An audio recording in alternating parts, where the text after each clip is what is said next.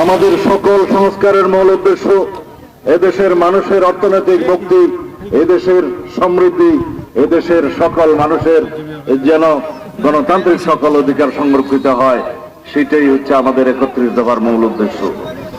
আমরা ইতিমধ্যে ঘোষণা দিয়েছি, আমাদের ভারপ্রাপ্ত চেয়ারম্যান, বিএনপির সম্মানিত ভারপ্রাপ্ত চেয়ারম্যান আমাদের নেতা জনাব তারেক রহমান বিভিন্ন কর্মসূচির ঘোষণা দিয়েছেন।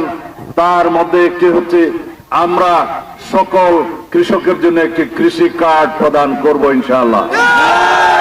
সেই কার্ড যার হাতে থাকবে, সেই কার্ডের মধ্য দিয়ে তারা কৃষি ঋণ পাবে, তাদের কৃষির সমস্ত উপকরণ, সার, বীজ সহ সকল উপকরণ ন্যায্য মূল্যে তারা পাবে। আমরা বলেছি স্বাস্থ্য কার্ড প্রদান করা হবে। বাংলাদেশের সকল নাগরিকের স্বাস্থ্য সেবা পাওয়া তার অধিকার। সুতরাং সকল নাগরিকের চিকিৎসা, স্বাস্থ্য সেবা নিশ্চিত করার জন্য আমরা স্বাস্থ্য কার্ড প্রদানের ব্যবস্থা করব ইনশাআল্লাহ। সেই স্বাস্থ্য কার্ড যার হাতে থাকবে, প্রাথমিক চিকিৎসা থেকে শুরু করে প্রয়োজনীয় সকল চিকিৎসা সে পাবে। আমরা বলেছি আমরা ফ্যামিলি কার্ড দেব।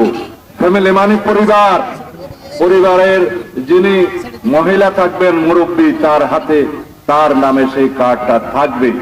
সেটার যার হাতে থাকবে তার সেই পরিবারের প্রতি মাসের ভরণ পোষণের জন্য ন্যায্য মূল্যে এবং বিনামূল্যে সেই পরিবারের সকল চাহিদা পূরণ করার জন্য আমরা চাল, ডাল সহ নিত্য প্রয়োজনীয় সকল দ্রব্যাদি সরবরাহ করবো ইনশাআল্লাহ। আমরা হয়তো প্রাথমিক পর্যায়ে সকল নাগরিককে এই ফ্যামিলি কার্ডের আওতায় আনতে পারবো না, কিন্তু আমরা প্রথমবারেই শুরু করব 50 লাখ থেকে 1 কোটি ফ্যামিলি কার্ড প্রদানের মধ্য দিয়ে। এই দেশে আমরা হিসাব করে দেখেছি 4 থেকে 4.5 কোটি, এমনকি 5 কোটি পরিবার আছে। প্রতি পরিবারে যদি আমরা 4 জন করেও সদস্য ধরি, তাহলে জনসংখ্যা 16 থেকে 18 কোটিতে হিসাব করা যায়। এটা আমরা জরিপ পরিচালনা করব, সারা দেশব্যাপী আমরা জরিপ পরিচালনা করে আমরা পরিবারের সংখ্যা নিশ্চিত হয়ে এবং তার মধ্যে যারা সর্বোচ্চ অগ্রাধিকার পাবে, যাদের অর্থনৈতিক অবস্থা সবচেয়ে খারাপ, তাদেরকে অগ্রাধিকার দেওয়া হবে। তারপরে দ্বিতীয় ক্যাটাগরি, তারপরে তৃতীয় ক্যাটাগরি করে আমরা এই দেশ থেকে দারিদ্র বিমোচন করব ইনশাআল্লাহ।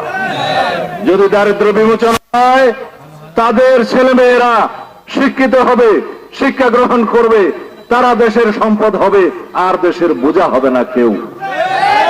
সেই লক্ষ্যে আমাদের নেত্রী, দেশনেত্রী বেগম খালেদা জিয়া অনেক বছর আগে থেকেই শিক্ষা, খাদ্যের বিনিময়ে শিক্ষা কর্মসূচি শুরু করেছিলেন। আপনারা জানেন, সেটা আমরা বৃদ্ধি করব।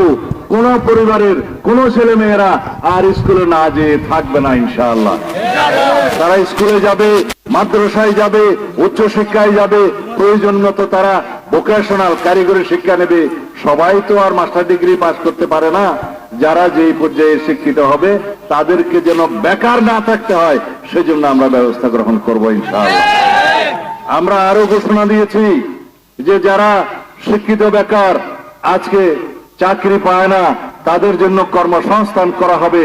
আমরা 1 থেকে 1.5 বছরের মধ্যে 1 কোটি মানুষের কর্মসংস্থানের ঘোষণা দিয়েছি। কর্মসংস্থান হলে তার নিজের অর্থনৈতিক সমৃদ্ধি হবে এবং তার পরিবারের সমস্ত সেবা, স্বাস্থ্য সেবা, শিক্ষা সেবা সহ সমস্ত সেবা তারা নিজেরাই গ্রহণ করতে পারবে। বিএনপি প্রতিশ্রুতি দেয়, প্রতিশ্রুতি রক্ষা করে, মানুষের উন্নয়ন করে, দেশের উন্নয়ন করে, দেশের স্বাধীনতা, সার্বভৌমত্ব, গণতন্ত্রকে বারে বারে রক্ষা করে। ইনশাআল্লাহ বিএনপি এদেশের গণমানুষের দল। এদেশের গণমানুষের মার্কা কি? এদেশের গণমানুষের মার্কা হচ্ছে ধানের শীষ। গণতন্ত্রের মার্কা হচ্ছে ধানের শীষ। উন্নয়নের মার্কা হচ্ছে ধানের শীষ। দেশনেত্রী বেগম খালেদা জিয়ার মার্কা ধানের শীষ। শহীদ জিয়ার মার্কা ধানের শীষ। আমাদের নেতা জনাব তারেক রহমানের মার্কা হচ্ছে ধানের শীষ। ইনশাআল্লাহ আগামীতে ধানের শীষের বিজয় হবে আপনাদের সমর্থনে। ধানের শীষের বিজয় হলে এই দেশে বিএনপি সরকার প্রতিষ্ঠিত হবে।